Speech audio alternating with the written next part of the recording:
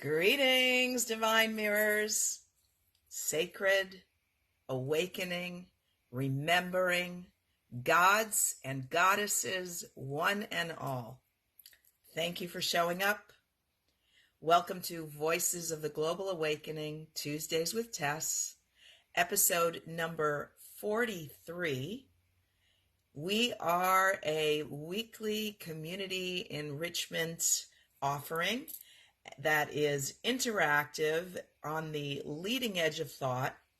And the whole point of our being here is to explore what it is to be in a body and to be here in this miraculous dimension, in these miraculous forms, with these miraculous minds and voices and senses and hands and hearts, and all the different ways that we get to engage with this dimension, engage with one another, and to wake up from the hypnosis of taking it for granted as this sort of mundane drudgery that we're like serving some sort of a prison sentence here, and that we actually claim the divinity that we are, and that we allow ourselves to live with a sense of safety and trust and relaxation and flow. And so our topic today is unapologetic ease. And I really want to delve into this with you, and this is interactive. So if you come on and you feel that you would like to engage on the world stage, and with all your mirrors watching you, this is the place to do it. I hold a very loving and supportive space, and I see you as the divine creation that you are. And I really evoke and invoke from you the wisdom that is yours to share from your perspective, because as if you've been watching, you've heard me say many, many times, we all have a piece of the puzzle. We are allies in each other's evolution, and your point of view is valid, and I can learn from you. The rest of our viewers can learn from you, and you can learn from us, and this is the way that we expand consciousness, and we do it together. So when I came up with the topic for today, unapologetic ease, it is because I really am practicing myself, and want to encourage you to practice as well, functioning at the pace of grace. Giving yourself permission to be the master of your experience, not at the mercy of it. So man has created this construct called time, which serves us in creating coordinates in the infinite time-space continuum, so that we, playing this game of being mortal, can connect with one another. Like I put it out that I am here on Tuesdays from 5 to 7 p.m. and that supports us in knowing when to show up and commune with one another. And so in that respect, it is a very, very useful tool.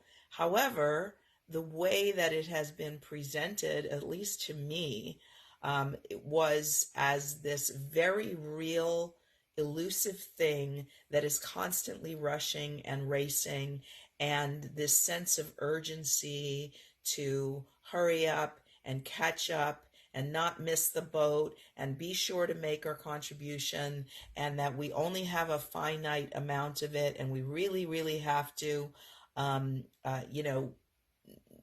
eke out every instant of productivity and contribution in order to validate our being alive and being here. And at least for me, the level of stress that way of thinking put me under has nearly done me in. So, hello, Richard. Welcome here. Good to see you. Let me know anytime if you feel to come on camera. You are most welcome. And our topic today is unapologetic ease. And so I'm really cultivating within myself and wanting to support you as well in owning your divinity. And in owning your divinity, you become the master of your own experience. And if you are the master of your own experience, I would suggest that it behooves you to give yourself permission to savor every nuance of your being in a body, every nuance of existence. You're getting to breathe. You're getting to smell. You're getting to touch. You're getting to taste. You're getting to feel. You're getting to think and consider and ponder. And eliminate all the rush, because the rushing feels like it comes from an insecure place of not believing that there is enough time for you to move through your moments with pleasure and delight, as opposed to being stuck in this have to mindset. I have a deadline. I'm behind. I have to hurry up. And in that hurrying, we lose our equilibrium. We lose our balance. We lose our connection to all that is. Because we are not these separate anomalies that were just dumped here in this dimension. We are one with this dimension. There is no separation between us and this dimension. In fact, last night I was writing in my journal, and as often happens, I didn't quite finish. I write and then I get tired and then I go to sleep and then I go on to the next thing. But before I came on here, I printed it because I thought it was worth sharing. And what I wrote was, I am sustained by Source. It is the only thing that supports me, regardless what it masquerades as. To know this is to free myself of concern for the acquisition of anything, while simultaneously seeing that everything that comes is Source in disguise. Money is Source in disguise. Food is Source in disguise. Beloved is Source in disguise. Opportunity is Source in disguise. Friends are Source in disguise. Vehicle is Source in disguise. Gasoline is Source in disguise. Fans are Source in disguise. Followers are Source in disguise. Pets are Source in disguise. I am Source in disguise. Oxygen is Source in disguise. Water is Source in disguise. Family is Source in disguise. Neighbors are Source in disguise. And on and on and on and on and on. I can engage with these forms. I can play with them. And I don't need to be attached to or chase any of them, because There is no separation between me and source. And what I describe source is as is the infinite intelligence, the mysterious infinite intelligence from which all things that appear in this visible reality spring. So that intelligence, that consciousness that conceives and calls forth into being from the invisible to the visible, from the intangible to the tangible. That profound, omnipotent, omniscient, omnipresent intelligence from which all of us emerge. All of us in physical reality come from this consciousness that is beyond our comprehension in these forms. And yet, it is intrinsic to every fiber of our being and every fiber of the being of all things in existence, both animate and inanimate.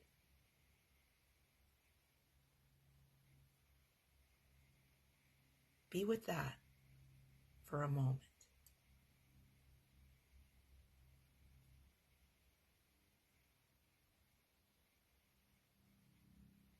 Let yourself really drop in with a glimmer of understanding that we are miraculous beyond comprehension. And we exist in a field that is miraculous beyond comprehension.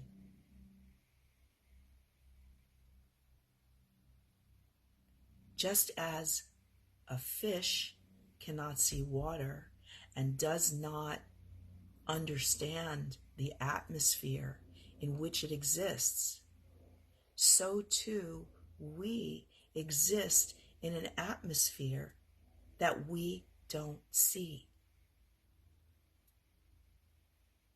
And so we mistakenly take it for granted and perceive ourselves as separate from anything and everything outside of us. And that sense of separation can cause us to feel insecure, uncertain, afraid, mistrustful, unsupported. And I'm here to tell us that none of that is true. As long as you are here in this dimension, you are wanted here by a benevolent intelligence that is the source of your sustenance and all that you get to experience here.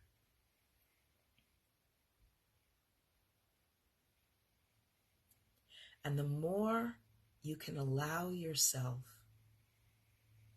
to relax into it, to trust it,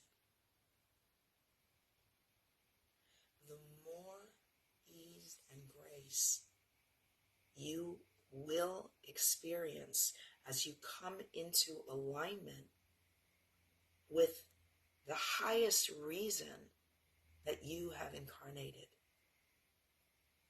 which is to be the eyes and ears and hands of the consciousness that brought us forth in these forms. We are here at our highest to give thanks and marvel and be in awe and in service to that intelligence. And as the Bible says, it is God's great pleasure to give us the kingdom. So all of this sweat of our brow, stress that we have been programmed with is not our source's desire for us. Our source's desire is for us to bask in the perfection of the present moment. Jane, I am accessing your live feed through my computer. I can't access it on my cell phone. Well, that's kind of a bummer. Well, I'm glad you're here. I just wish that you could access it from your cell phone so that you can come on and chat with me. Well, all I can suggest is that while you stay connected this way, that you continue to attempt to come in through your phone. Maybe you can turn it off and turn it back on again. That sometimes helps. And my assumption, and you know what, I'm going to try this myself. I'm going to pick up my laptop because this is an interesting phenomenon.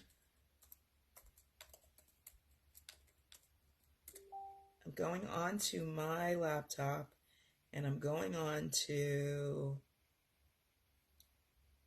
Facebook.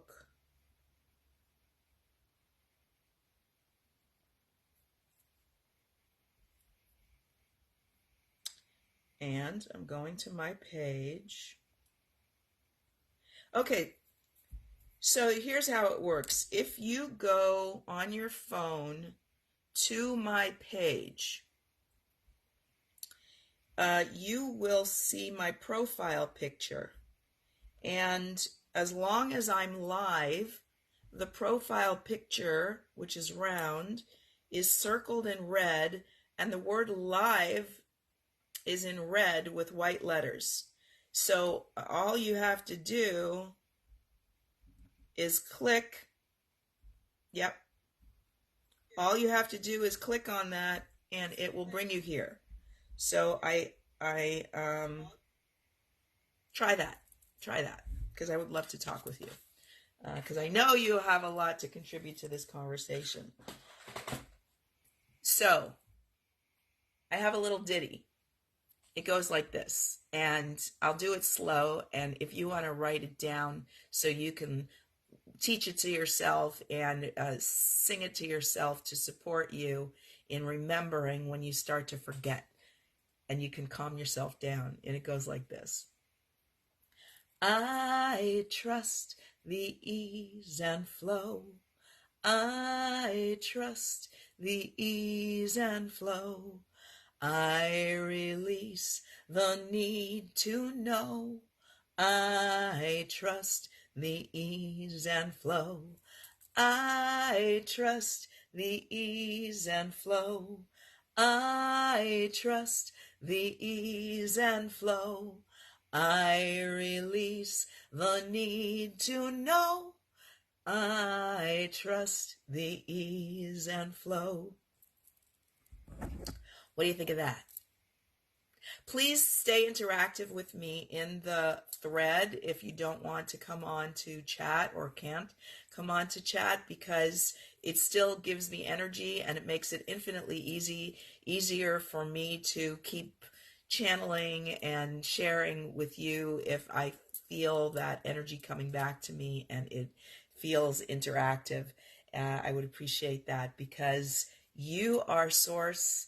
And I am source, and we are source, and it is our great joy and pleasure to be in these forms and commune with one another. It is such a wonderful gift that we have been given, that we get to do this. And we can do it and do it and do it. And the more awake we become, the more we realize how blessed we are instead of feeling cursed. And great ditty. Thank you. Learn it. I'm going to test you on it next time I speak to you. I'm going to ask you to sing it for me. So, yeah. Like the more things that we can do to calm down our nervous systems, to talk to ourselves and convince ourselves that we are sacred and we are precious and we are miraculous and we are wanted. And if this intelligence breathed life into us and continues to breathe life into us, then it wants us to enjoy our experience here. It doesn't make any sense to believe that we were created to suffer.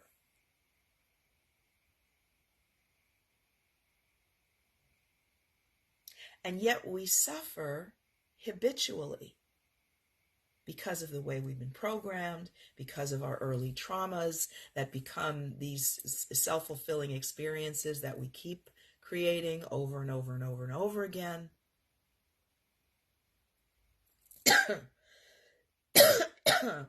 So when I consider the words unapologetic ease, it's about asking myself, who do I want to be?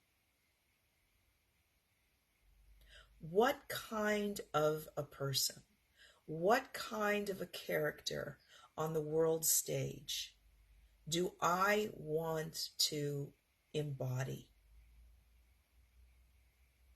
And it feels for me that embodying one who trusts life, who maintains a peaceful, appreciative, trusting, enthusiastic, excited to be alive countenance is not only the greatest thing that I can do for myself and the collective to support others in relaxing, in feeling safe, in starting to trust, but also the way to give thanks to my benevolent creator.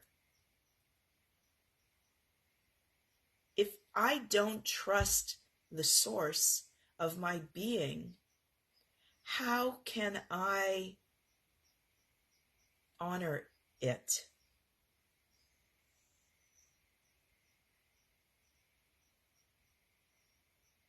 To honor it is to be in grace. Grace has elegance to it. Grace has peace inherent to it. Grace removes all the clunkiness, all the heaviness. There's this woman, I can't, I'm not coming up with her name right away. She wrote this book. It was called Let God Do the Heavy Lifting. So, you know, they say there's hard ways and easy ways to do everything. And it feels like, to me, the more we trust, the more we relax, the more we slow down, the more we find ourselves functioning at the pace of grace, the more ease and pleasure we get to experience at being alive. And because of how we're programmed, it's easy to fear or actually experience judgment coming from our mirrors. Well, who are you to be so calm and peaceful? Who are you to be so unworried and unconcerned about how things are going to unfold? It must be nice. It must be, you must have some incredible inheritance or whatever it is. And the truth is, we all have this inheritance. This is our birthright, to get to be here and be in joy and delight and pleasure and excitement and relaxation, instead of stress and worry and freak out and sleeplessness and anxiety.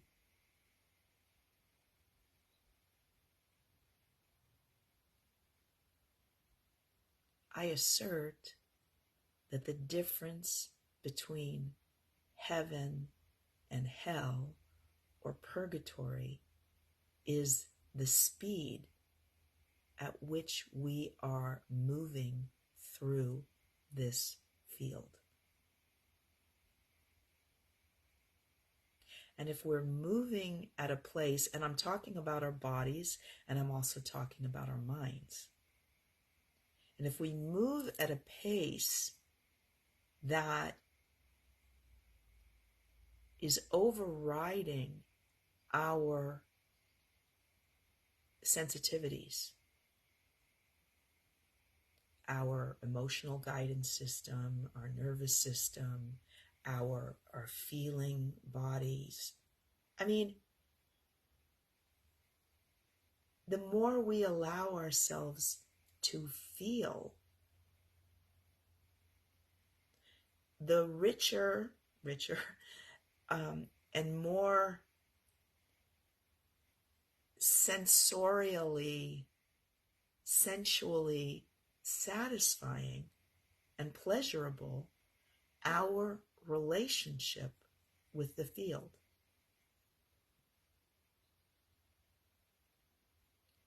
To get to touch, to get to smell, to get to taste, to get to breathe,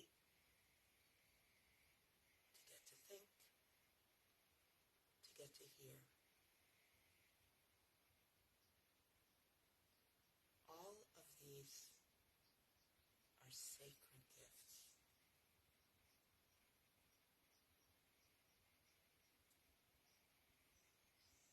If we are divine, which we are,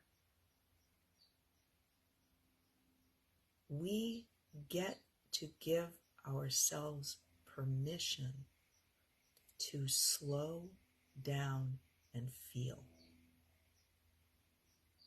to be in our bodies, not just our heads, because our heads are programmed. Our heads oftentimes are disconnected from our hearts, from our bodies, and the decisions we make from our heads don't necessarily lead us to where we want to be, nor do they feel particularly good in our body, and so they undermine our experience of being alive. And then we're waiting for it to be over. We don't want to be here because it's too painful and unsatisfying.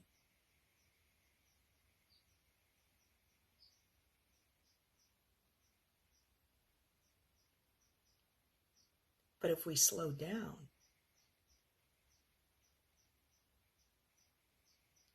to the pace of grace,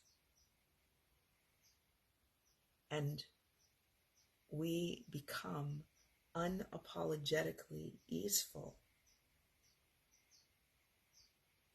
Well, now we're connected to all of our senses. And life becomes much more viscerally satisfying. And we're much less apt to make mistakes because we are functioning as wholly embodied, holistic beings, not just these programmed minds that are on a relentless pursuit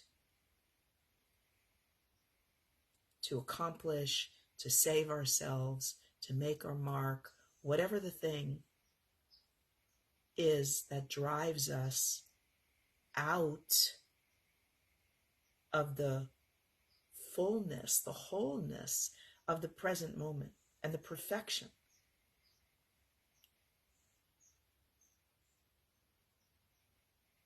From our programmed minds, it's quite challenging to connect with the perfection of what is, with the concept that things are actually perfect always.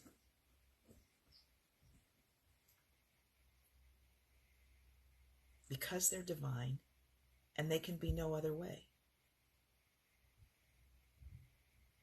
And it's only when we take ourselves out of the present moment and we lament our unwanted past or our fear of an unwanted future, or we shout no at what is, instead of reasoning that this moment must be right for me. This moment must be what my soul is needing for my evolution. Is this making sense? Are you resonating with this? Are you picking up what I'm putting down? Please comment or come on and talk to me. Better yet, let me see who's here if I'm able to bring anybody in. Okay. Well, the only one I see here right now is Richard, and I don't want to put you on the spot, but if you feel to come on, indicate it in the chat, and we'll see if we can make it happen. Yes! A big yes to Tess. Okay, let's do it.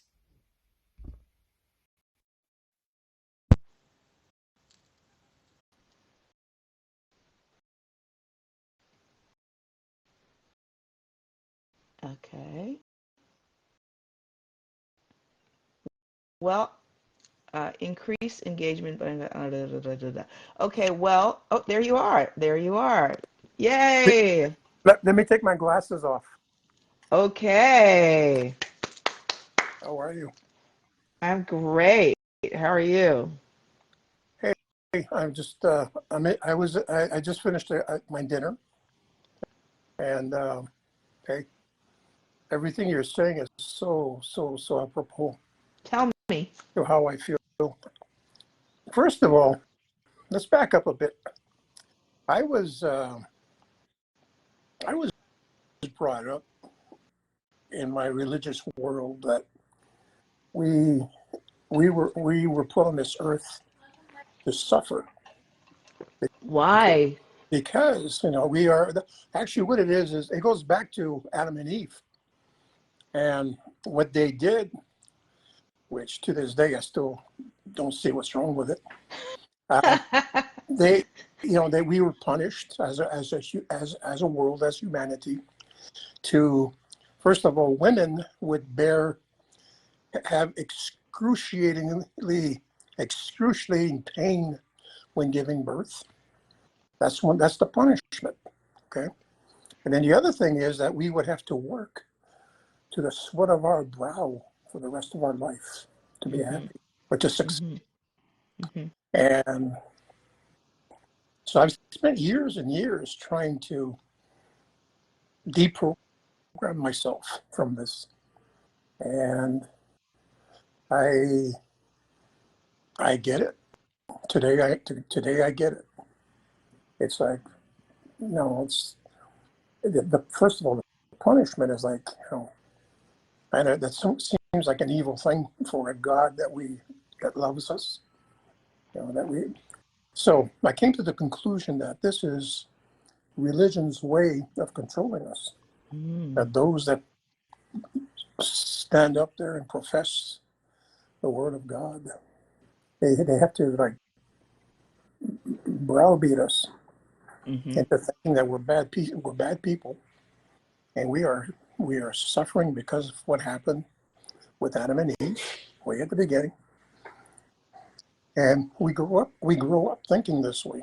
Okay, so and basically we go through life thinking that, like you were just saying, it's like when something is happening and you're feeling really, really good, and what do we think? Oh my God, this is too good to be true. Well, why not? Why not? Why why should it not be good for us? Why should it not feel good? Why should it not be darkened by guilt? Why should it be darkened by guilt? Yeah. Yeah. Mm-hmm. And why should it be, darkened by guilt? So it's so yeah, it's true. It's we have to be unforgiving, unapologetic. I get a lot of syllables. Unapologetic. You know what I'm trying to say. Un, Unapologetic. Unapologetic. There we you go. got it. Yeah. You got it. But Yeah. that's the but so And it takes courage. It takes courage to do oh, that in the it face is of right. all that programming Yeah. that's Yeah. rampant. And Yeah. it's so unfortunate because the people who are propagating that story don't even realize what they're doing. Like it's not like they have an agenda. It's like they are innocently following this program, trying to be good. They're trying to be good, and they're trying to warn other people about being good instead of being free and Right. and Yeah. celebrating that we're here. It's it's an unfortunate thing, but so and it's would it ever be possible to deprogram society as far as the way of thinking? Probably not. But Well, it's why would you say that? Like, why wouldn't you imagine if we can create anything we want? Why? I mean, program is called Voices of the Global Awakening, and so I'm here saying we're going to reach a critical mass of humanity being awake, and then it's just going to spread like wildfire, and everybody's going to be awake just because it's enough already. It's enough. Like this game has been going on for a long time, and there's been a whole lot of suffering. And so it seems like there needs to come a point where it's done, and we're like, what is that called, the jubilee, and everybody's just like celebrating and dancing and it's the Cinco de Mayo of every day of the planet of the global. Yeah. global the global Cinco de Mayo. Everybody's or like if we go into the Cajun country, what is it? Where what do they celebrate that in Oh, Mardi Gras. Mardi Gras? Yeah, yeah. The perpet. Have you ever been to New I Orleans? have not. I have not. It's on my list. It'll be part of my road that I'm planning. But I've been told that it's really, really an uncomfortable place because Uncomfortable. because of the humidity, and Oh, I don't do well with humidity. So if I do you go, think it's going to be. there's probably a season? There's probably a better season to I'll go. have to research it before I drive into that area. Mm-hmm. But but Mm-hmm. you know, So how are you practicing unapologetic ease? How do I practice it? Um, I've, I've, I've, I find that I have stopped saying that, no, I can't do that, or thinking that I'm not able to do this. I've got a list of things that I will do. Not that I want to do, I will do. And nothing will stop. That, that divinity that we have within us, it's like, as long as you are not hurting anybody, as long as you're not creating a negative environment, or there's nothing you from doing it. Is your hand on the microphone? No, Is your No, no. okay. Are you? Do I sound kind of muffled? Yeah, I have it. Hold on, my. you're cutting in and out a little bit. Well, maybe that's. I get tilted so that maybe that's why. Maybe I'm too far from it. But then the closer I get, the bigger I get. Just look. You look like you've had a haircut. Yes, freshly done today. All right. Uh, Freshly washed. Like, I'm ready for. I don't know. Okay. Hi, Helene. And Art. Oh, we got people joining us. Very nice. Lovely people. Yay, we are discussing unapologetic ease here today. What it feels like to give ourselves permission to actually savor the moments of our existence instead of feeling obliged to rush through them because we're guilty to enjoy ourselves because we have too much to do and keep up with and Yeah. not want to make anybody else jealous, and so we don't let ourselves have fun. So we're teaching ourselves how to have more fun being in our bodies And not worry about what people think. and not worry what people think. Absolutely. Yeah. Yeah. Yes. That is a song cue for me. You want to stay on with me or you want to go? Hey, you know what? I will maybe check, jump on in later. Okay. Well, thanks for being here. Hey, good to see you. You too. All right. Blessings. Bye-bye.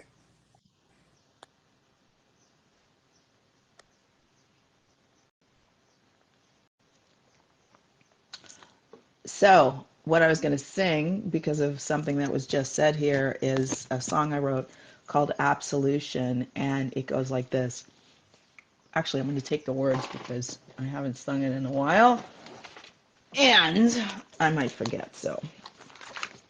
I don't sneak around and I don't cheat. I got nothing to hide, no secrets to keep. As the day is long and the sea is wide, nothing's dirty or wrong. I am holy inside. I don't lie to my friends and I don't steal. No dark past to forget. I got no sins to conceal. You can say what you want. You can judge as you please. I'm as fresh as a song. I'm as pure as a breeze. Everything I've ever done's been sanctioned by the one. The spirit moves, the body grooves, the soul says yes to fun. I love who I am, rejoice in what is. I live for the now and follow my bliss. Awake in the dream, I laugh at my fears. No, you can't bring me down, I have shed enough tears. Everything I've ever done's been sanctioned by the one. The spirit moves, the body grooves, the soul says yes to fun. By living life outside the box, I'm what they call unorthodox. And here's the final paradox. The God I know knows my life rocks. What you think of me is none of my business. I am so connected to my isness. And there you go, Absolution. That and many others can be found on my Spotify channel or any of the major platforms. If you care to support and follow my music ministry, you can do that. All that information is contained in the description accompanying this live video, along with some of the groups that I have formed that you can join and other ways that you can participate if you are so inspired. So who's here? Krista, welcome. Good to see you here. And we are an interactive program, so if anybody would like to come on and chat with me, you are most welcome. I just had a lovely conversation with Richard, and so the floor is now open for you to appear on the world stage and be held and seen as the divine soul that you are, and whatever piece of the puzzle you have to contribute to the global awakening, because that's where we're at. It is time for us to wake up from the hypnosis of mortal reality and release ourselves from suffering and actually start enjoying our experience, our miraculous experience of getting to be in bodies and getting to have voices and getting to engage and getting to experience all there is to experience here. And I contend that the slower we go, unapologetically easeful, the more we can be in awe and wonder at the magic of our own being and the magic of all that is. When we are hurrying and when we are rushing and we are stressing, and when we don't let ourselves smell the jasmine, we are missing the gift. We are not present to the present, which is the gift that life is. Krista, thanks. I am glad to see you. My kitty is having surgery tomorrow. I am nervous, love her, and want her to continue living. Thanks for all support. Well, what's your kitty's name? We're going to hold your kitty in light and love and safety and ease and grace, and trust and know that whatever is in the highest for her soul's evolution and for you is what is going to happen here. Little G, cutie pie. Yay. Well, we want this little being to get to continue to be here with ease and grace and no suffering, and continue to be vibrant and vital and lively, and for you two to continue your enjoyment of one another. So let's all hold that vision together for little G, and thank you for bringing her into our awareness, and we will hold it. So I'm going to ask you if you can send me a private message tomorrow after her surgery and let me know how it went. So be it, and so it is, because we are here to experience unapologetic ease. We are here to give up fear, false evidence appearing real, and allow ourselves to bask in the miraculousness of our very existence and the existence of all that is.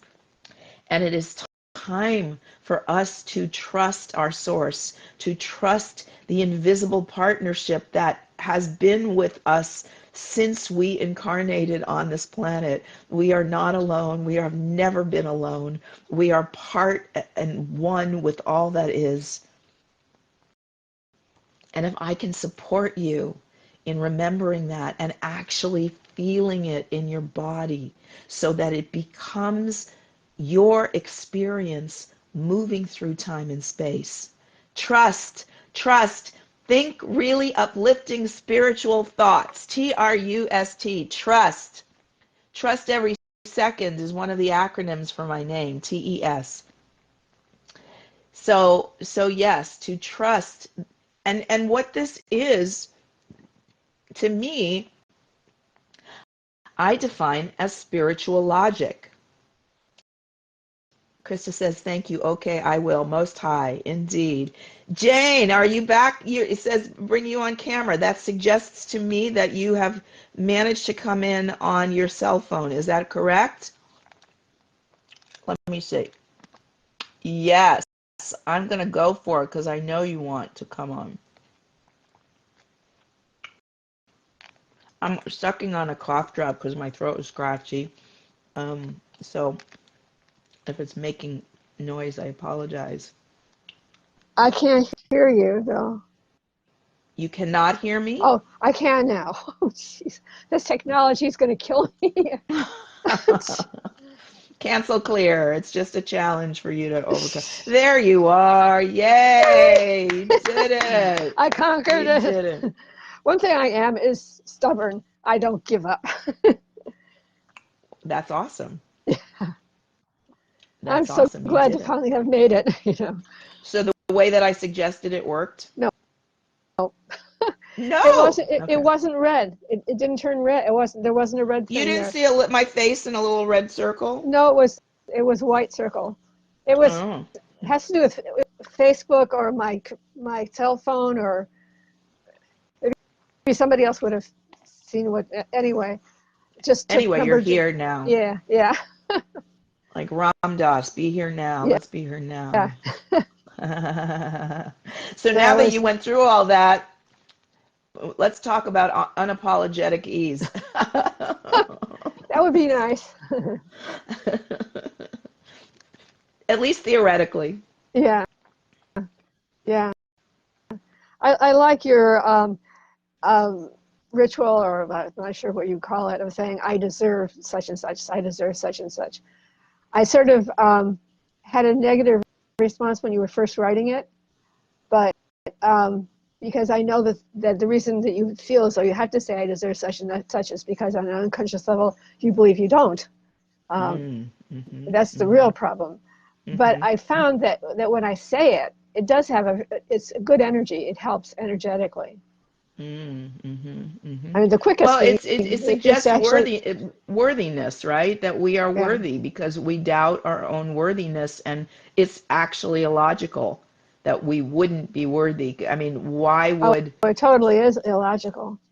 Yeah. Why would this intelligence create us to then deny us anything? Yeah, it wouldn't. I mean, my whole thought system is based on the whole idea that the only problem is closing the channel to receiving what's there for us. It's all there for us, but we're blocking the channel. And the theory is that we're blocking it through making through making limiting decisions. And that can be changed. And that's what I do, is I clear limiting decisions. Right.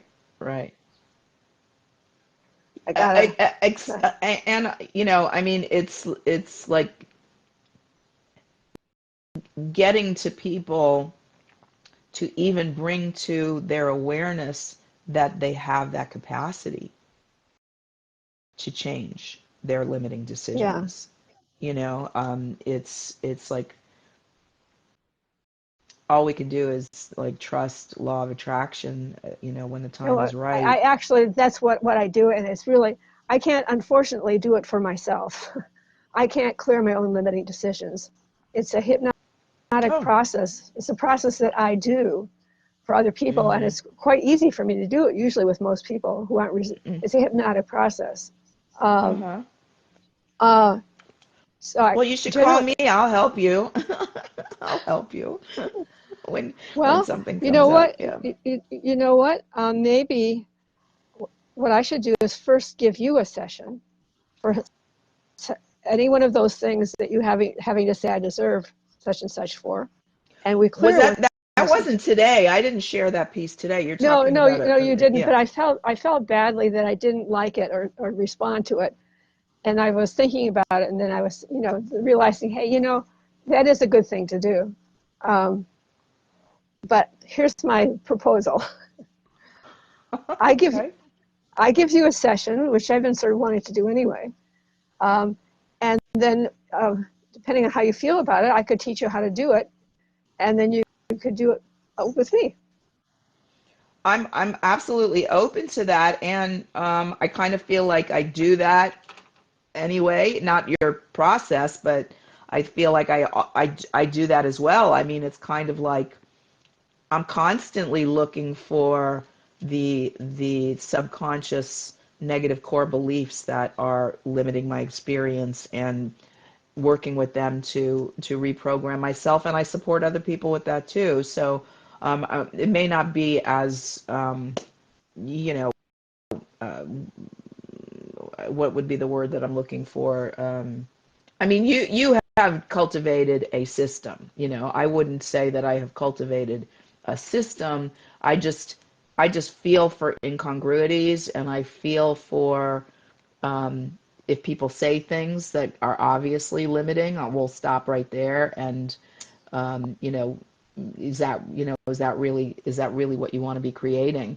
And which thought feels better, Yeah. and start Uh, feeling for a better. and actually, I created a process. It's in my book for diffusing limiting decisions, but diffusing them is not the same as clearing them. So Okay. when you've made a limiting decision, it's done on an unconscious level. I explained it in another. Why don't you tell the people who are here for the first time the Oh, name of okay. your book? And Okay. yeah. Oh, I brought my book here. It looks backwards though. It's backwards. Yeah. You can't do that. Your Yeah, it's life is backwards. designed to work, a psychological and spiritual guide. Yay. So Is that available on it Amazon or no? is, Okay. and I can, when I write a comment after I'm done talking, I'll put the The link. Perfect. Thank you. Okay. So usually limiting decisions are usually made before the age of 6 or 7, sometimes in adolescence. Very, very rarely past then. I think I did do one in all the 30 years I've been doing this when the person was 20 something. That was really unusual. Can be made in this lifetime, during birth, in the womb, past lifetime, or past generation. And I have nothing to do with where the person goes. It's a hypnotic kind of thing. So one of the examples I often use is you're 4 years old and you're in your home and you want your mother and you don't see her. So you're toddling around in the house trying to find her. And you crawl into the living room, which has a beautiful white carpet. And in the room is a low-lying coffee table with a glass of red wine on it, sparkling in the sun. So you see it and it attracts you, and so you toddle over to it because you want it, and you grab for it, and it falls on the carpet, and the red wine is seeping into the white rug. Now, you have no idea what this is going to mean to your mother. Right. So you just plop down, and you're just sitting there looking at it, chortling away, having a great time, and in walks your mother. And she's had a really rotten day. If I'm going on too long, tell me, I can shorten it. You're not. No, keep Okay. going. And she bounds over to you and she slaps you and she says, "What a bad girl you are." And she sends you to your room. And Shocking. so this kind of thing had never happened before. She's been your source of safety and stability. And so the worst part about a situation in which you make a limiting decision is it shatters your experience of reality. You don't know where That's right. safety and danger is. It's just like, wow. So your conscious mind stops functioning, your unconscious mind takes over, which is a state of trance. It's a hypnotic state. And in that state, your unconscious mind decides on a meaning for what you just saw, heard, and felt based on your development and the experiences that you've had so far in your life. So the easiest thing the child has to make sense of what just occurred is, I must be bad. My mother says I'm bad. She's really angry. She hit me. I must be a bad girl. And God Terrible. knows, that's one of the most common limiting decisions that I've come across that people make. And so the unconscious mind is very invested in proving that decision is true because it represents a source of stability. Even though it's negative, you now think you know what reality is. And then you develop. Wait, let's just stop there, right? Oh, Just stop right there for a second and let's just breathe into that because that is so painful and so pervasive. I really want sure. not to like Oh, skirt yes. over it. I'm It's a happy to huge do that. Yeah. Yeah. it's a huge deal It that is. it becomes the sense of safety and stability even though it's negative. Terrible. That's freaking terrible. It's terrible. And I have so much compassion for all of us. Yeah. Oh my God. So, Yes. and that affects who you are attracted to and who you attract to yourself.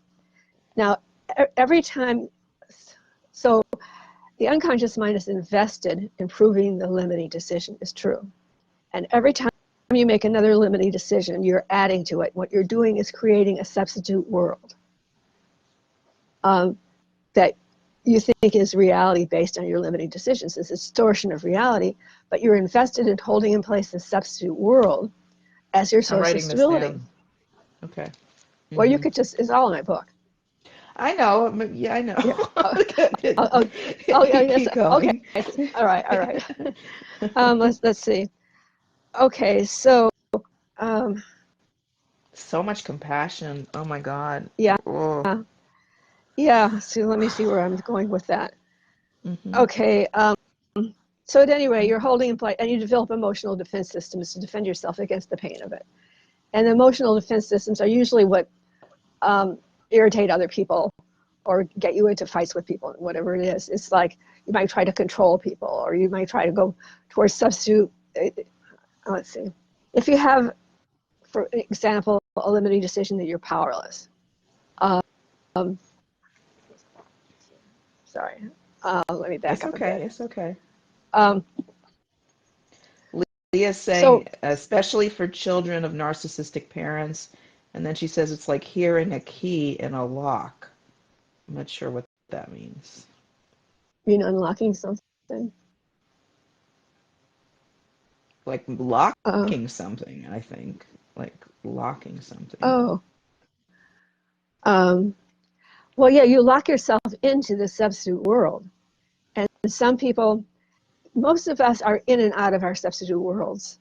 We're, if you were a totally enlightened master, you probably wouldn't be in a substitute world. But most of us have one or more limiting decisions that are distorting our experience, which means we're living in symbols and trying to control our experience. Every time, and human beings, that's one of our largest challenges is letting go of control. When you're trying to control things, what that really means is that you're trying to control things to fit into your substitute world. So it's blocking out divine, because as those of us, at least on this show, knows, you can't connect with the divine if you're holding on to control. It's the complete opposite. You have Were to you be. on when I sang my little ditty about that? No. I trust the ease and flow. I trust the ease and flow. I release the need to know. I trust the ease and flow. Keep going. Beautiful. Your singing is so beautiful. Yeah, Thank you. yeah, Krista says that it is automatic. I can't read it. The response, the conclusion maybe. We were and still are making sense best we can. So I appreciate the mention of the divine. yeah, Yeah, yeah. yeah. We And the want to thing come into is, alignment with yeah, that. limiting decisions keep you away from the present moment because the person is afraid to come into the present moment because they believe the limiting decision is true. Present moment is where you find out truth. Mm-hmm.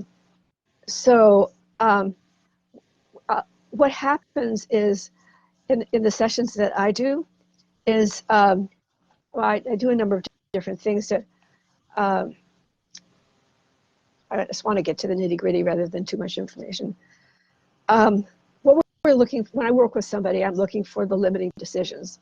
I bring the person into the present moment so I can get to the heart of the matter, what the real problem is, what the root is.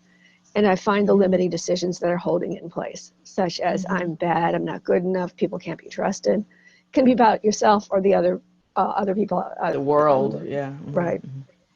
And then in almost every session, we clear a limiting decision. That's the purpose. That's the goal for each session, and that almost always happens. That's awesome. It's a hypnotic. It's an NLP hypnotic process set up in a very particular way according to how the brain works. Now we've sort of set the unconscious up to be accessible because of all the talking that we do beforehand. It sort of gets the unconscious aligned with what we're dealing with. So at any rate, we go back to the first event under hypnosis in which the child made the limiting decision. See why you made the limiting decision, and you can understand why the child, and it's never anyone's fault, not the mother, no one in the party. It's your limiting decision that you made. Right. So once we see what the situation is, then I invite them to invite their older and wiser selves from the end of this lifetime to join them there, to help them to get the learning they need to get in order to let go of that decision easily and effortlessly. And I help them. Usually I have to help them also because I'm coming from a larger perspective. So the child makes a limiting decision in a very, very small frame of reference in which their mother is probably, like God, she determines reality and so on. But obviously the child exists in a larger frame of reference than the mother.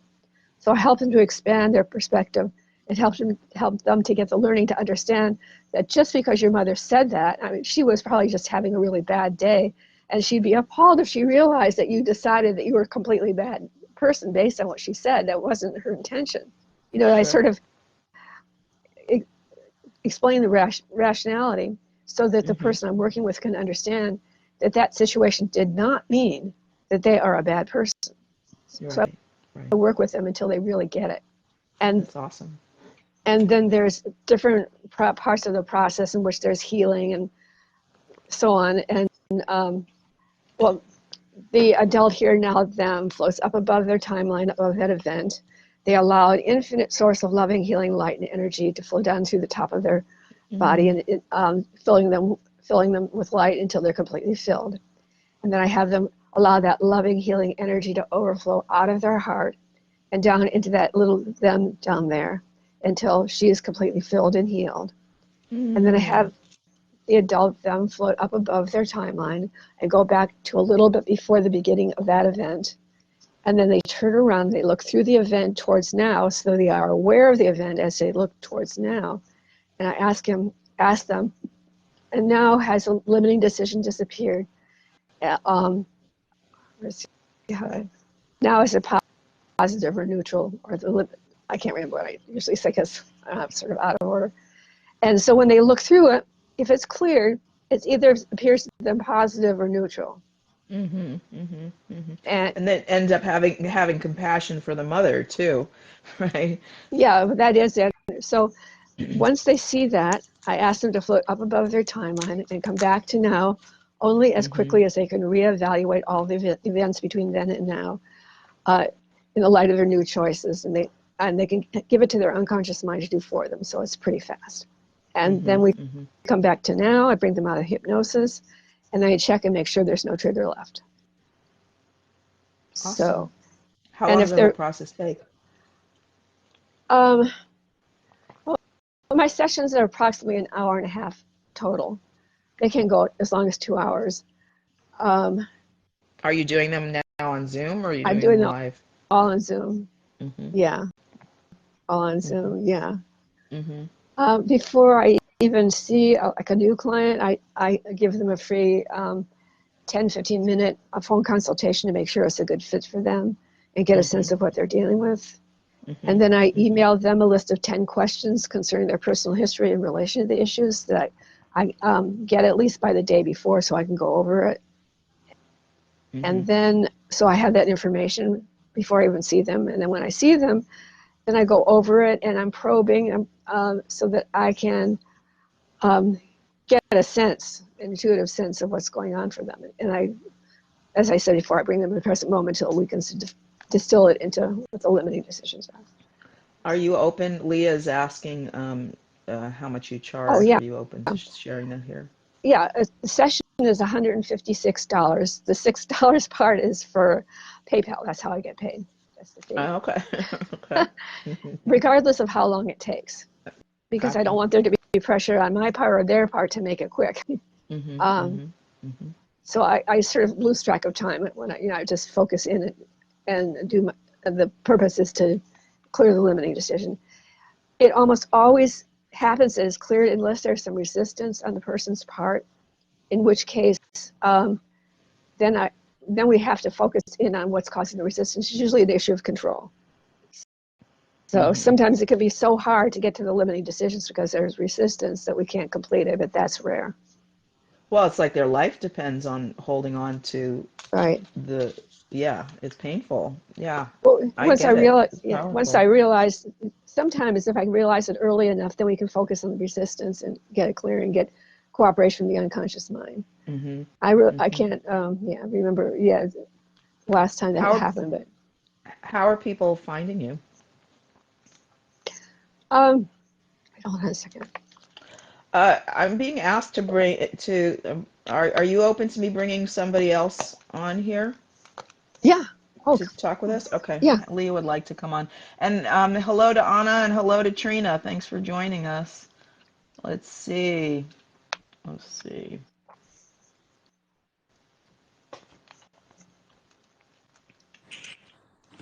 People. Hi. Hello. Hi. This is great. I feel really honored because this is the second time. My name is Leah, by the way, Leah Saslav. I'd seen you before, just a bit and piece of it, and even went back and re-listened to some of that show. And now here we are in the present moment of time now with the three of us. And was she already on when you came in, or I mean, you might have missed a few minutes when today, I think today.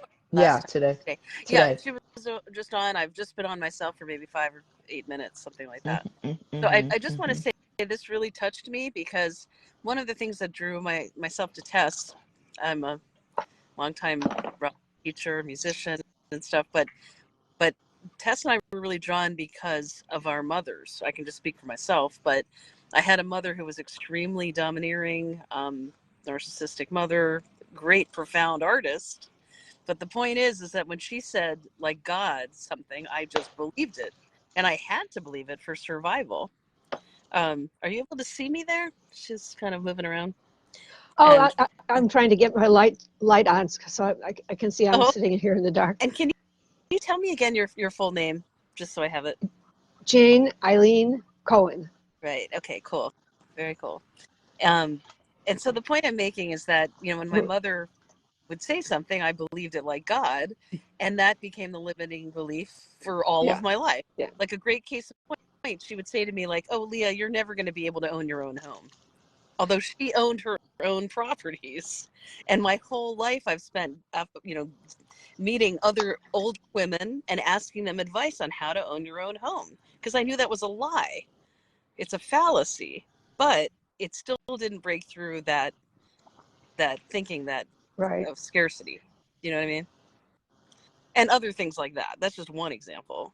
But there's many others. And I'll also just say one more thing, that for every sentence coming out of my mouth of a negative way about my mother, there were 5 other incredibly amazing things that she did for me that made me who I am. So I'm like really partly her, So that's why I feel like I have to get to the bottom of these things sooner rather than later. Well, it sounds like Jane's process would be amazing for you. Yeah. Oh, I'm thinking the exact same thing. Yeah, and I know what you mean because my mother has long passed now.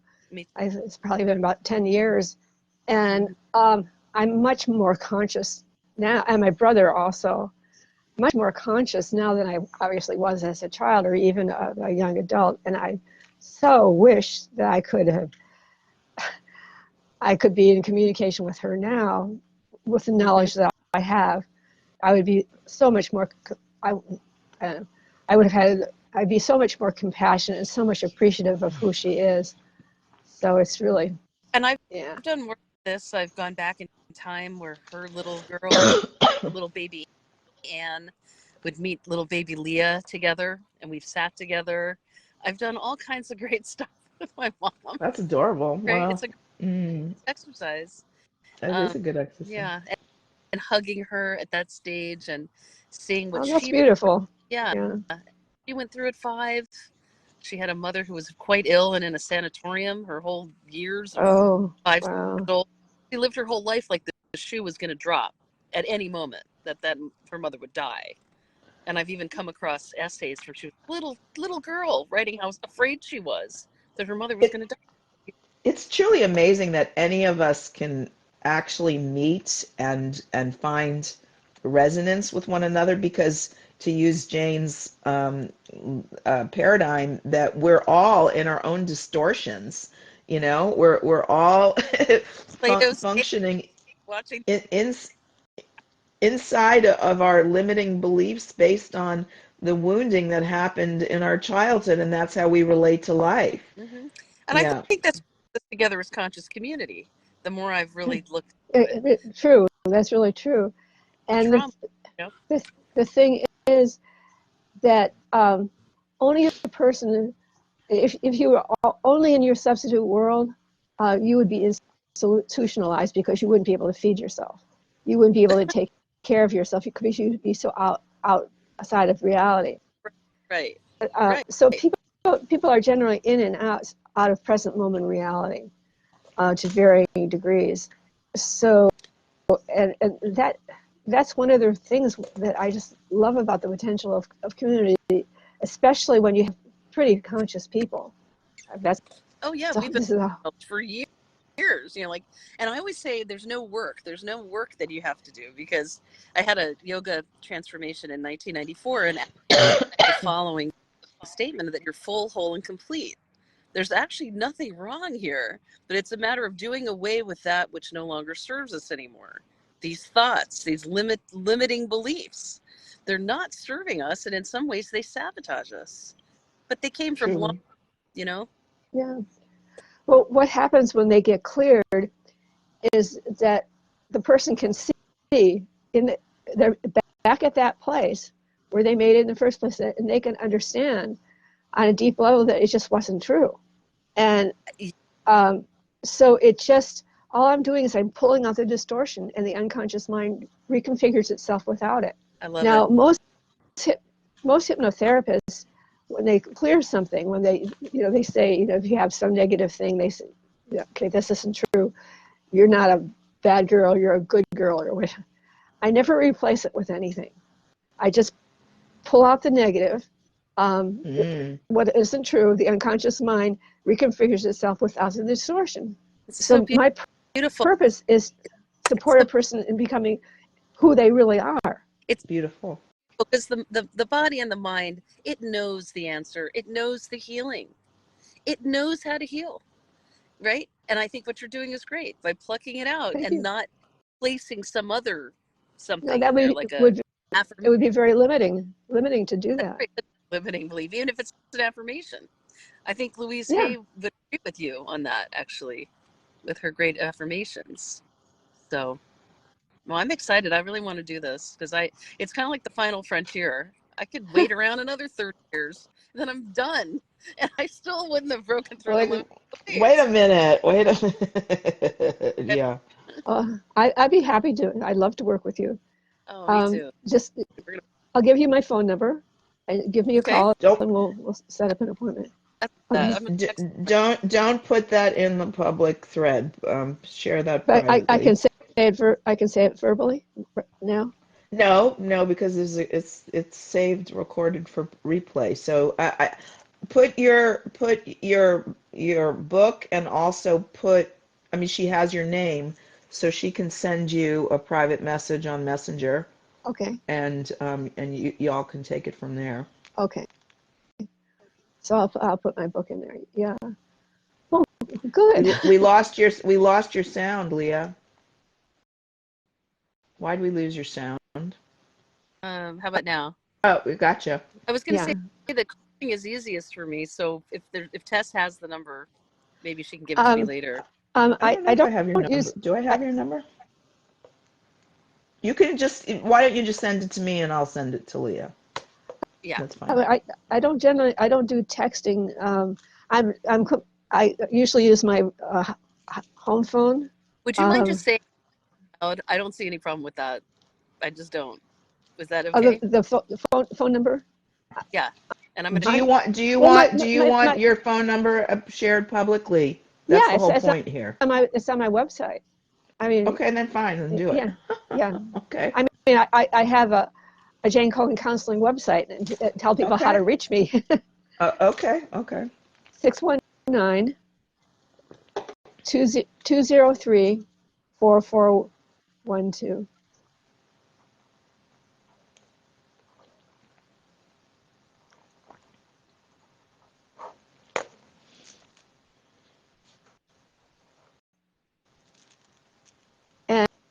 And the website, the counseling website, I can just tell you verbally because it's easy to remember. It's janecohencounseling.com. But I'll put in the comments the information for the book. That's more challenging. Yeah, but you can also put the website in there too. Oh, for the yeah, counseling. Leah, Leah, you keep cutting out. Here we go. I don't know. I keep pressing that button. I don't want to be heard. Oh. Weird. I was going to say that. That's not like you. That's not like the Leah I know. I want to be heard. I want to be heard. Hear me. Gentle. Papa, can you hear me? Mom. No, but I was going to say at one point I wanted to do a workshop called How to Be Jewish and Be Happy. That's what this is about. I'm Jewish too. I know. Jewish. It's right. And our whole thing's about guilt and shame. Guilt and shame.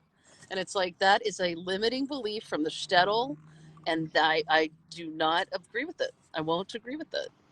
That's not. I've described myself as a guilt-free Jew, like I'm a liberator. I love that. That's what I mean, a guilt-free Jew. We're going to co-lead this, Tess. I like it. I like it. I'm ready. That I'm sort of a hybrid. My parents both had Orthodox Jewish ancestry. And I'm also typing in the comments thing.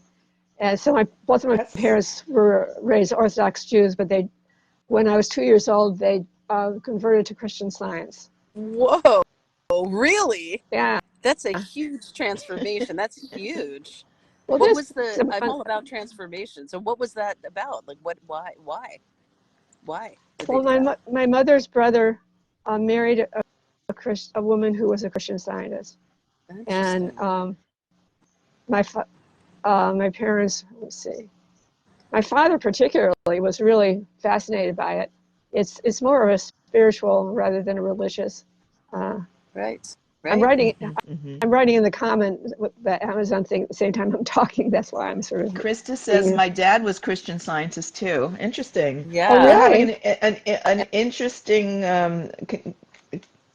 gathering of Jews and Christian Scientists. And funny. Well, a lot of Christian Science were originally Jewish. Really? Yeah. Now you got me curious. Now look that up. Because Christian Science don't believe that Christ is God. Maybe it's the reason. So they're more about Christian consciousness, really. The way they refer to Christ as a way shower, and so I've always thought of Christ as being a totally enlightened master. I feel the same. That. I believe that. Yeah. And the way I describe what the divine is in my book and just general is sort of a modified version of how Christian Science define God. Basically, life, truth, love, principle, consciousness, intelligence, inspiration. I love that. Can you repeat that? Can you repeat that again a little slower? Yeah. Life, truth, love, principle, consciousness, intelligence, inspiration. Nice. That's great languaging. Yeah, I altered the language to fit what I could really relate to. Mm-hmm. And that's, Yes. you know, that's something that people can access in other people. Right. You can access it in life. It's just, it connects you to the present moment. Every one of those attributes connects you to divine experience. Wow. I get excited when I talk about it. I'd love to. I wish I'd written that down, but maybe in the comments you could put it again. I bet it's all in your book too, right? Yeah, I think so. Okay. Now, is in your comments, is the website listed there? I'm just doing it on my phone. I'm not really seeing it. Oh, I haven't But finished putting. okay. See, 9, 6, 2. Oops. I'm just giving you the link to. I'm amused because I'm experiencing unapologetic ease as I'm you know, enjoying the two of you like doing the call. It's like Yeah, it's I so love good. it. Thanks to Gio, wherever he is, because he figured out how to do the three-way. It's kind of Right. like Facebook Room, is what this is. Mm-hmm. No, Mm-hmm. I had to hop aboard because she really was saying exactly like what I'm meaning. It's so obvious, right? To be able to look at these Yeah. limiting beliefs, like the top 5. I know them all. I thank them now when they come up. Oh, thanks once again, you know, that you're not good enough for whatever reason or something, you know, and you bow to it and thank it and let it go. But it still's there in my head sometimes. Okay, That's so yeah. that's the link to the book. Okay, let's see if I can see that. So far, I only have down to Krista's comments. Yeah, it might take here it Oh, comes. there we go. Okay, Yeah. I'll just take a screenshot then. Yeah, Of that. you can access that on Amazon. Okay. And then your website again is what? Jane Cohen Counseling.com. Counseling. And where are you Yeah, located, Jane? Are you here in I'm in North County? Santee. Oh, it's Santee now. Santee. Oh, Yeah. very nice. I was gonna say if you ever have lunch or ever can do something like that, I'd love a visit with you sometime. I'm all about that. I'm pretty much a homebody these days. I don't have a lot of energy, and plus I don't drive anymore. Oh, I love to drive. Well, I'm 78, Wow. and I don't trust myself driving anymore because my mind can start thinking about something rather than the road.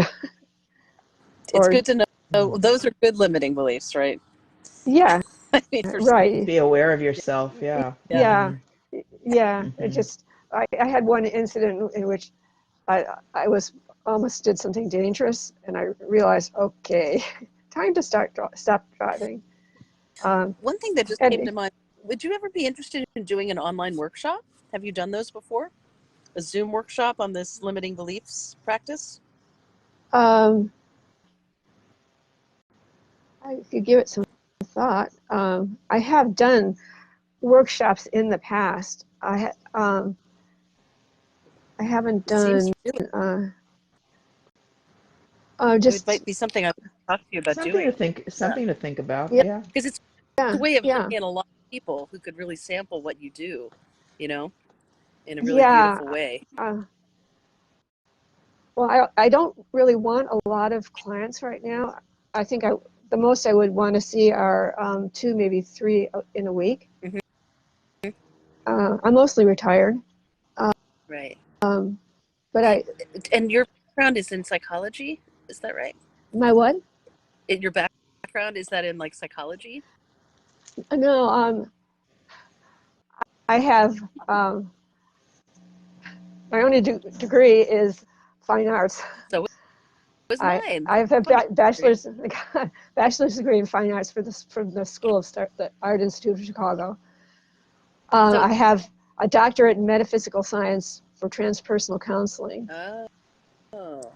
And I'm an NLP and timeline master practitioner, and hypnotherapist. Hypnotherapist. What was that? Where did you get the doctorate from in metaphysics? Oh, let's see, school, what is it? The University of Metaphysical Sciences. It's an online course, Interesting. but I'm gonna write it was pretty powerful in some respects. I had some out-of-body experience. It was pretty amazing, which I would never do again without somebody there to make sure Oh, I wow. get back in my body again. Oh, wow. Wow, that's an interesting. You want to share about that? You know what? I wrote a poem that had to do with that. I'd rather find the poem and send it, Share the put it on poem. my website or something like that. Okay. I mean, it's not a big deal, you know. It's just a hypnotic state where you imagine yourself leaving your physical body. There was a hypnotic thing tape that was included in the sort of packet, and I experienced it, and I just had a very amazing trip.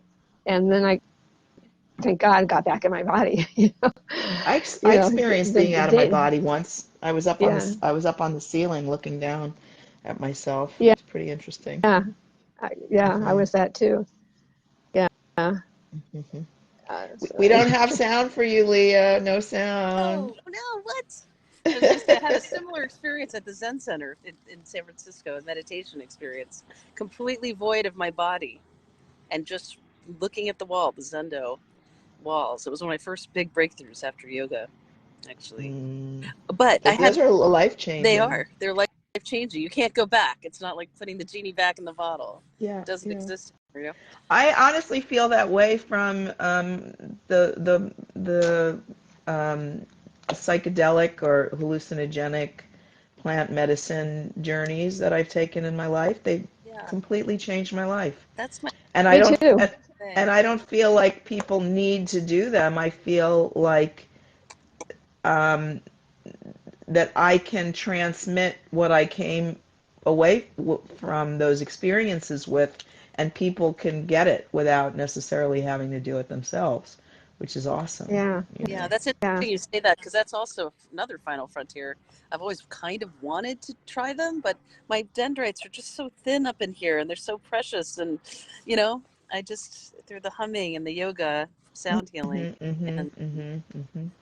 I'd love to try it, but have to be guided. Well, you know all You this. have to be in a very good situation. Yeah, it has to Yeah, yeah, feel right.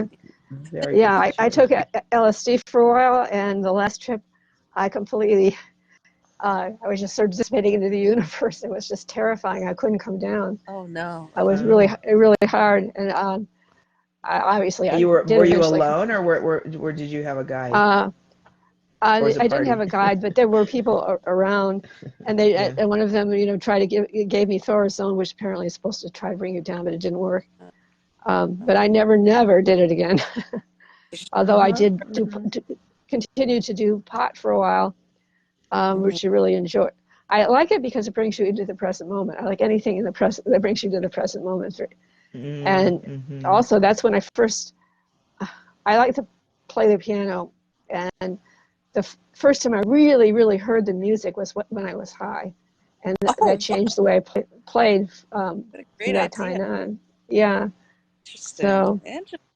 Well, I was asking you about the doctorate, because I was wondering, another idea is, would you ever consider doing like a train the trainer program of training other people to do this really remarkable method that you've developed?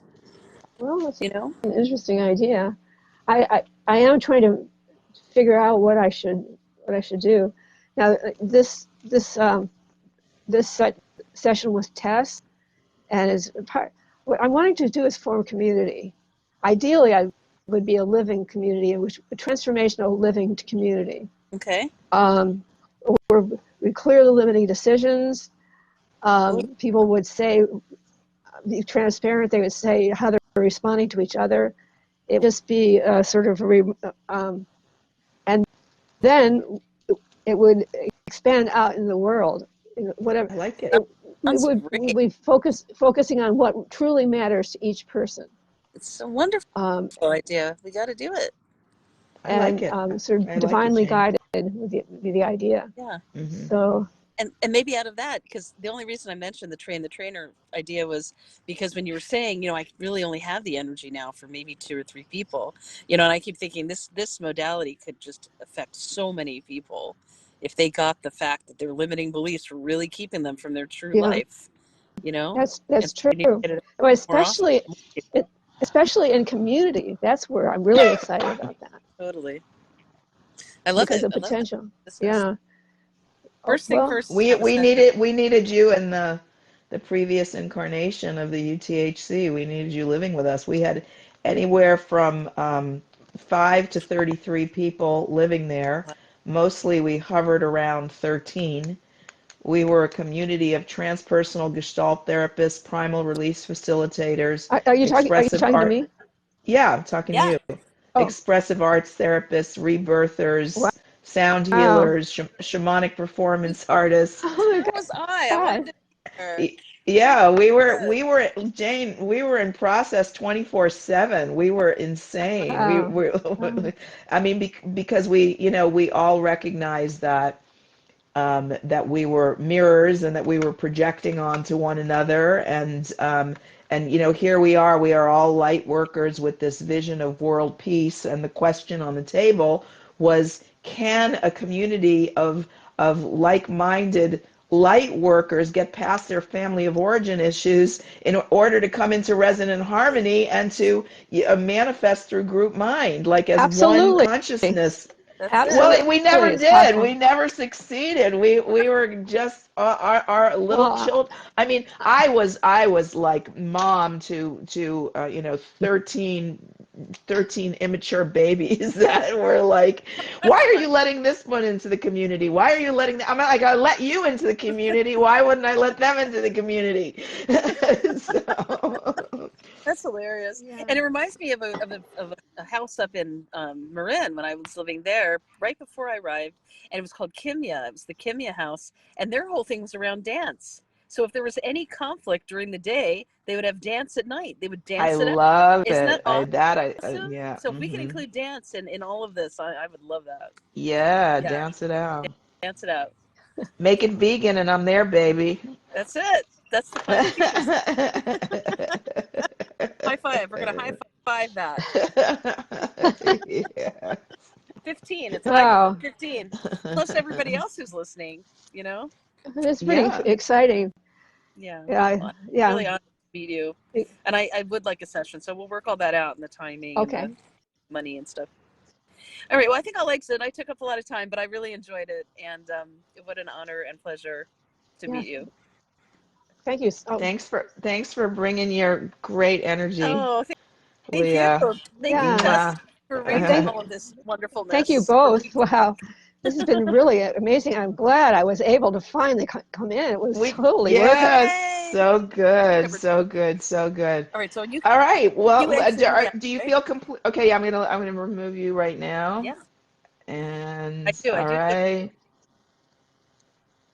Okay. And where are you at, my dear? Do you feel complete, or is there what's Yeah. alive for you right now? I'm just really wonderful because I feel as though this is a step forward towards uh, it's moving forward, opening things up. And I'm always asking, show me the way forward, show me the way forward. Krista is saying, lovely, lovely group minding and hearting. I will be going soon. Well, we will all be going at 7 p.m. This is every week from 5 to 7. So if please come back And thank you so and much, Tess. perhaps, yeah, Yeah. my pleasure, my pleasure. It's just And wonderful. I mean, lesbian, I've known you for so many years, yeah, and we really have never had an opportunity to drop in like we have yeah, been here.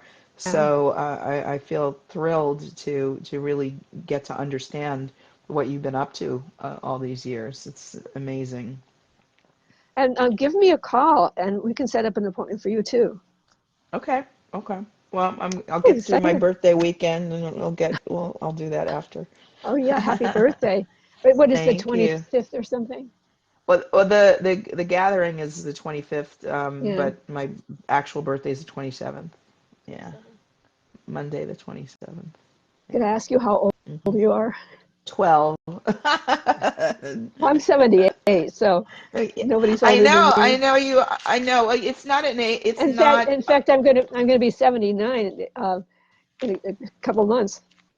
Well, I mean, for me, quite honestly, this man-made convention of time Yeah, is a limiting belief and puts us yeah, in boxes that are like self-fulfilling decline and yeah. decay, and I just don't like to participate in it. So I it's like if we didn't, honor that. I honor that. if nobody ever told us how old we were, how old would we be? 12. You know, we would just be in the eternal present, and 12 is what popped up into my mind when you said that. well, that's what I said is 12. I can range from 5 to 12 I, to 20. I much So prefer life now than I did when I was 12. yeah, yeah.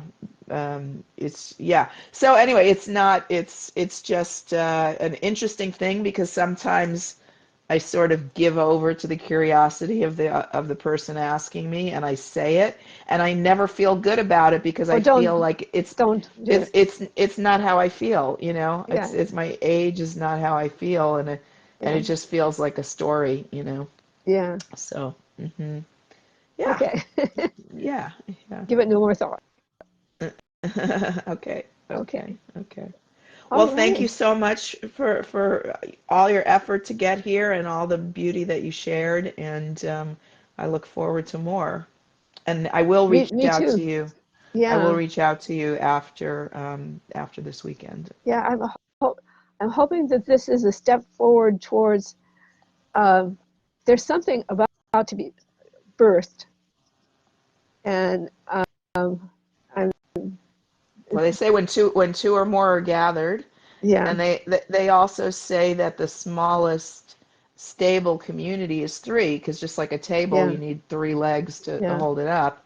And so we just kind of, you know, came yeah. Because into a group mind together. and one way to put that is it's unlikely that all three people have the same substitute worlds that they're holding in place. Do you understand what that means? That someone's not going to hold in place someone else's substitute world. That is a potential out of prison. Woo! Oh, I like it. I Yeah, like it. clearly Yeah. I do too. Yeah. Well, and when we were living in community, do you remember Matthew John? No, Do you Matthew John? no. He was the person that originally introduced the concept of community Oh, to Stu and I, and he had studied with a lot of very interesting people whose names are escaping me right at this moment, but I'm sure we'll come back. And he said the value of community is that when certainly when a person is alone, they're in this kind of myopic space, and then when two people are living together for a time, they fall into what he described as mutual hypnosis. And and so then it requires a third person to come in and be able to identify what they're doing with right, each other. right. Eventually, the three people get into mutual hypnosis, and then you need the fourth person to come in and break that up. But yeah, it's a way out for sure. It's a way out, and living in community is an accelerated evolutionary path Yeah, because when you're alone or when you're with one mirror, you're kind of in a traditional evolutionary trajectory. But when you're being reflected all over the place and there's nowhere to hide, you're learning about yourself very quickly. So there's a lot of value in it, and I'm disappointed that I love this little, you know, cherry of a place that I found myself in since January after 3 years of looking. But this was not the house I was looking for. I was looking for a 5, 6, 7, 8 bedroom executive ranch house where we could have a core community living together and we could have retreats and have a certain number of guests on the property that are there for doing this kind of work together. So I'm calling this a portal and a perch, and I had to sort of make peace with a temporary landing place instead of, okay, this is my forever place where I'm going to yeah. plant my roots and do this kind of work. But who knows? Maybe we needed to have this conversation to move forward. So we'll see. See what wants to We shall happen. see. My gosh. Letting go of control here. Well, I love you, Tess. So thank you I so love you much. too, Jane. My pleasure. Okay. Have a great weekend. You too. Memorial Day weekend. Okay. Okay. Bye-bye. Bye-bye. Wowza, that was amazing. This is it. It's when we just show up and be present and trust and be willing to allow the unknown to take us forward into realms without feeling like we need to know and control everything. So this was very, very valuable, rich demonstration of that. So I'm very happy with all of us. So here we are. We got about 15 minutes left, and our topic again today that we started with and have gone all kinds of places is unapologetic ease. And that is what I am going to affirm we will be moving forward with as we witness the unfolding of all our most righteous dreams manifest together in communion, because it is so much more pleasurable and delightful to be able to reflect with one another and celebrate the miracle of being in these bodies, of being in these miraculous forms, of having all these gifts that we get to share with one another. So we are in the right place at the right time, and everything is unfolding in divine order, even if at times it looks like divine disorder. And we get to have a sense of humor about all of it, and witness our egos and witness our egos needing to humble, become more surrendered and more allowing as we experience how life is wanting to use us and move through us. And it's just incredible. I feel so blessed and grateful to get to be alive right here, right now. And I've been finding myself saying quite a bit lately that just that is enough. Just to get to be alive is such a privilege and a blessing. That all this other affectation that we put on top of it with these roles that we take on and say, well, I'm a this and I'm a that and I do this and I do that, and it's all good and it's all interesting, it's all fascinating, and to just be in the wow, to not take this gift for granted, that we get to exist and witness and experience all there is to witness and experience here. It's not nothing. So this, to me, is the awakening, to be in the wow. How blessed I am.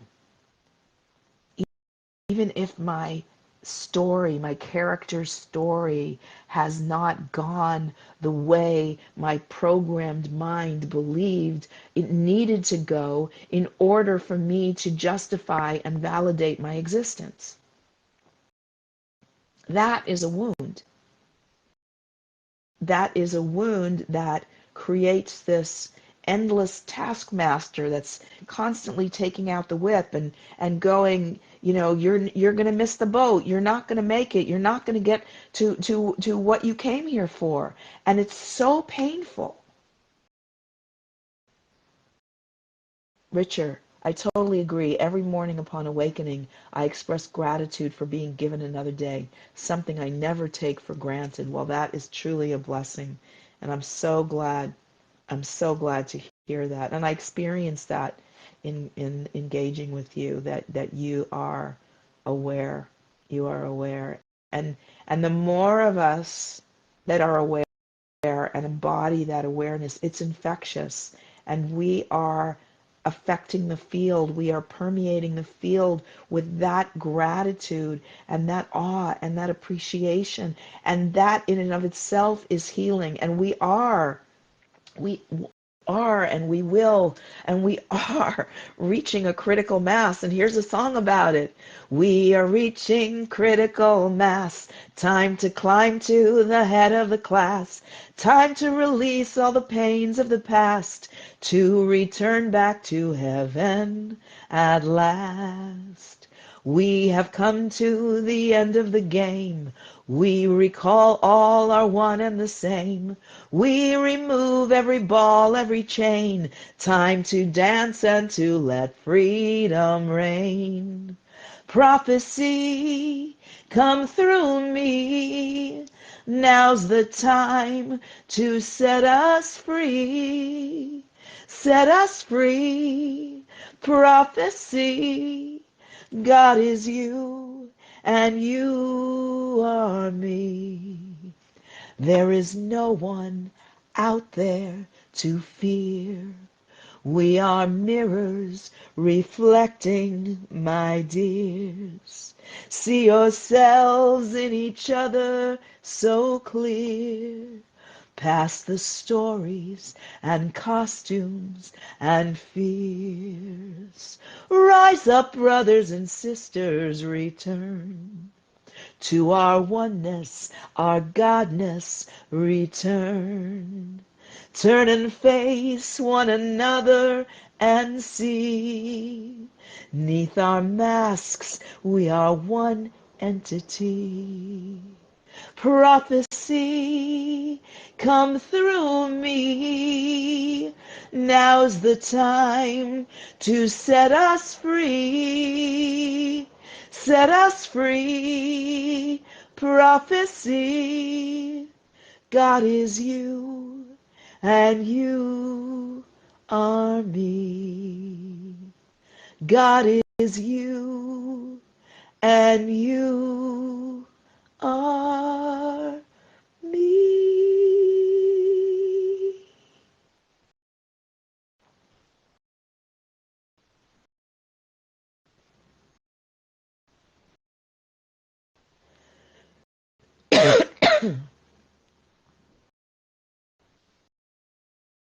Let us allow that to reverberate in the silence.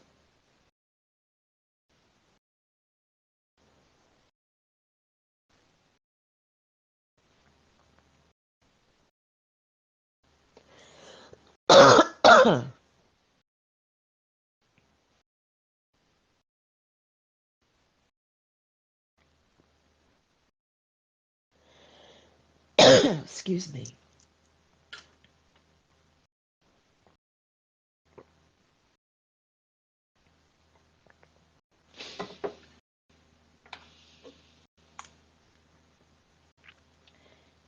If you resonate with the content here and you feel that I can be of support to you to assist you in navigating through some of your own questions or confusion, it would be my honor to have a conversation with you to explore whether we are a match to working together. And certainly I encourage you to scroll through this thread here and reach out to Jane, JaneCohenCounseling.com, and certainly she can be a guide and a support to you as well. And I am intending to be bringing forth some live offerings and some online offerings soon. I recently did a prototype of a nervous system reset retreat called the Slow Queen Retreat. If that might be of interest to you, reach out to me and we can have a conversation about that. And next week, next Thursday, if you happen to be in the San Diego area, I am co-leading an event called the Wise Woman Crowning Ceremony. It is a free event by donation, and it is taking place at the Seaside Center for Spiritual Living in Encinitas. You can find more information about it on my page or reach out to me about that as well. I believe it goes from 6 or 6:30 to 9:30 p.m. And we have a very, very beautiful initiation planned for you, and it is not age specific. It is related to where you feel you are in your journey and the wisdom that you have accumulated, and if you would like to be seen and honored and acknowledged for that. It will be a very magical experience. There could be 60 people, 80 people, 100 people, 30 people, I don't know, but we expect it to be a gorgeous turnout. The other facilitators are really formidable leaders, and I'm thrilled and honored to have been asked to participate in that. So do plan on that, and plan on being back here next Tuesday for another episode of Voices of the Global Awakening, Tuesdays with Tess, from 5 to 7 p.m. Pacific Time. If you have any thoughts about topics that you would like us to discuss, reach out to me about that. Take a glance at the description that comes along with this live and see all the various ways that you can participate and or support what is happening here. And we will keep on keeping on for as long as the Spirit moves us to do so. And that's just the way it is. And that I contend that the more awake we are and the more grateful we are to be alive in our bodies, the more life we will be given. And it is only when we are cursing and lamenting our experience here that our benevolent benefactor finds a way to remove us.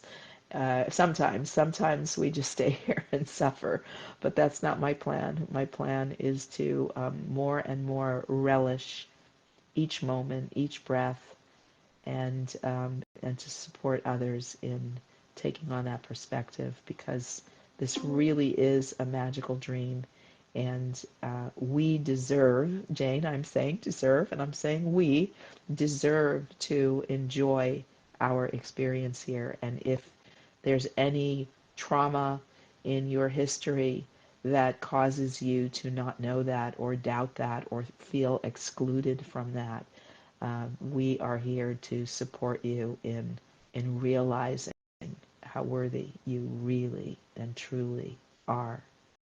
You have been blessed with the most spectacular gift, and you deserve to know that and appreciate getting to be you. Unique, one of a kind, custom designed, with so much love. Thank you. I don't see so. You're welcome. That was my device talking to me. Anyway, I thank you so very, very much for being here, and I look forward to seeing you again and wish you all a beautiful week. This coming Monday is my birthday, and I'm celebrating this weekend, and getting to do this live stream is a huge gift to me. So thank you again, and I will see you soon. Mwah. Infinite blessings.